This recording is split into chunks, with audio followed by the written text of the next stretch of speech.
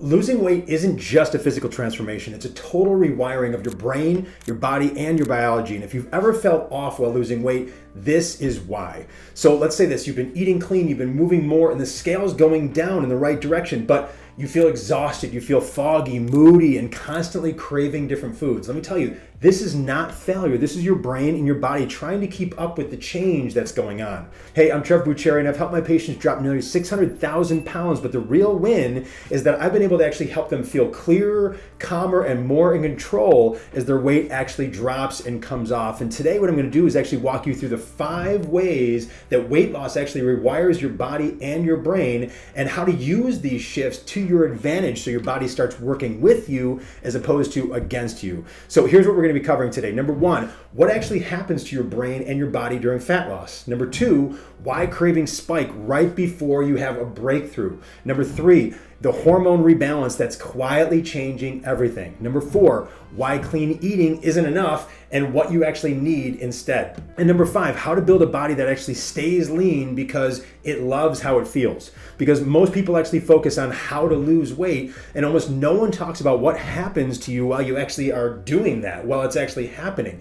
And if we don't understand these shifts, you're gonna keep thinking that something's wrong when it's actually going right.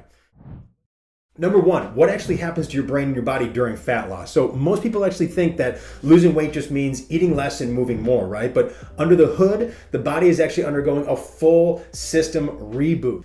So when fat stores drop, your body doesn't actually celebrate, it actually questions what the heck is going on, right? So it actually thinks to itself, am I safe? Are we starving right now? Should we actually hold on tighter to our fat just in case? So it basically is going into that fight or flight, that panic mode. Basically, it doesn't know the difference between, again, if a lion is chasing you or you're actually just losing weight. So it says, I'm gonna raise my cortisol, I'm gonna raise my stress hormone, and I'm gonna hold on to everything. And this sets off a domino effect. So number 1, an organ called your hypothalamus. This is actually the part of your brain that actually regulates hunger, energy, and hormone. It actually detects this shift in fat levels and lowers energy output. So again, it goes into storage mode. Like we mentioned, cortisol rises, and this signals your nervous system to actually stay alert and to conserve energy and increase fat storage, primarily in your midsection where we don't want it, right? And you might notice things like your hands get cold, digestion actually slows down, and even your thoughts feel slower and foggier, and it's not that you're actually lazy or you're losing motivation,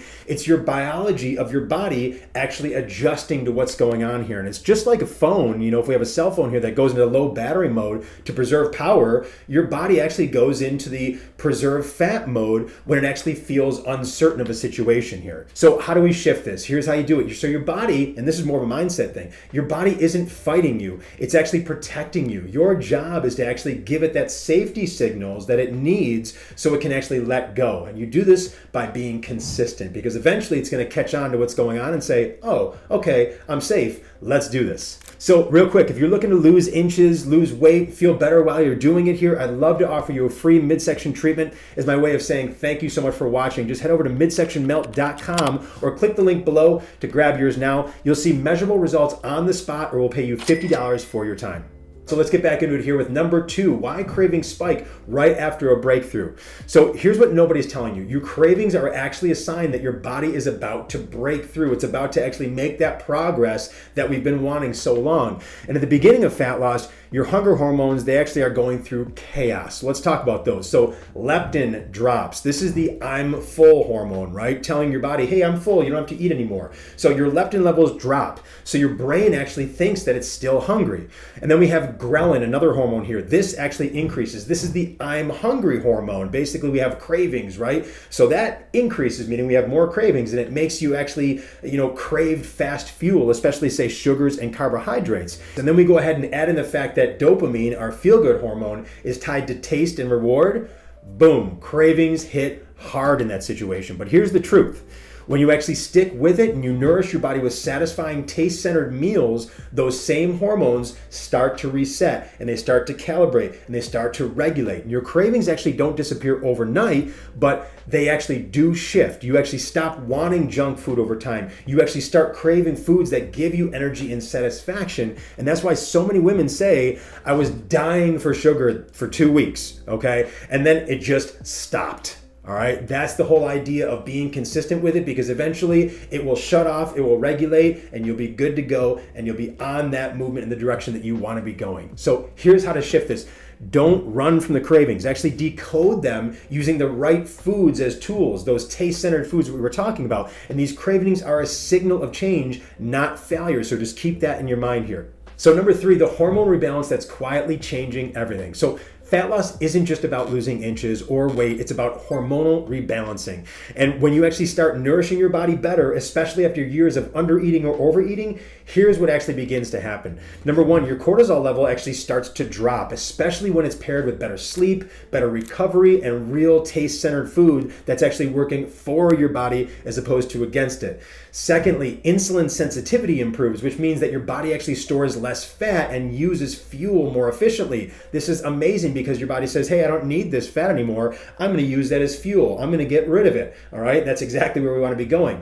Number 3 is your thyroid hormone, both T3 and T4. Those actually begin working better, which ramps up your metabolism. So your metabolism actually starts functioning and starts rolling, and the engine gets faster and faster and faster. Also, because of the fuel that we're eating, we're actually increasing our lean muscle mass, which also increases that the metabolism as well. And the magic duo here, we talked about these before, leptin and ghrelin, these actually start communicating again. They start communicating with your body again. So we have that, I'm full hormone, and we have the I'm hunger hormone. Those start to regulate, and they actually balance hunger and fullness without obsession, without that actual constant itch of I need something, I want something. And here's the catch.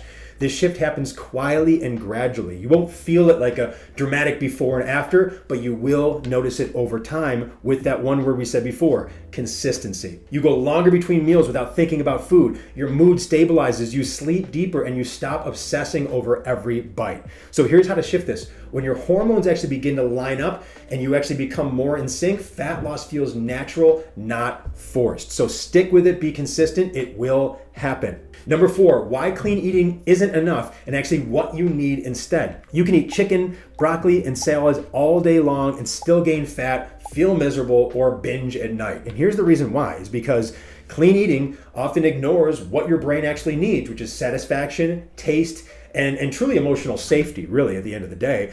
And answering these questions are really what matters more than just being strict.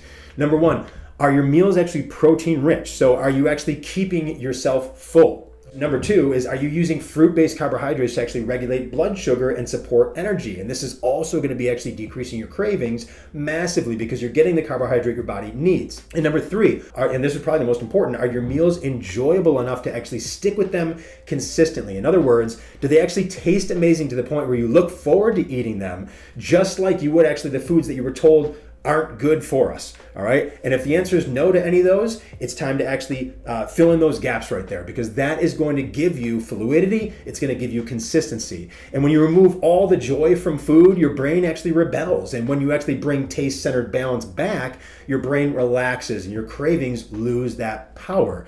And that's why we use what we call taste-centered nutrition with our 15 and 30 method in our program. It's not just about what you eat, it's about how you experience what you eat. And it's about the experience of joy when you're eating something. It's about being like, oh my gosh, I can't wait to eat that again because it tastes so good, I love it. And when you hit that plane, boom, your results just skyrocket. So here's how to shift this. Eating well shouldn't feel like punishment. It should actually feel like a privilege, something you enjoy, something you look forward to. Otherwise, you're actually defeated with the first step that you take, and actually, quite frankly, even before the first step that you take.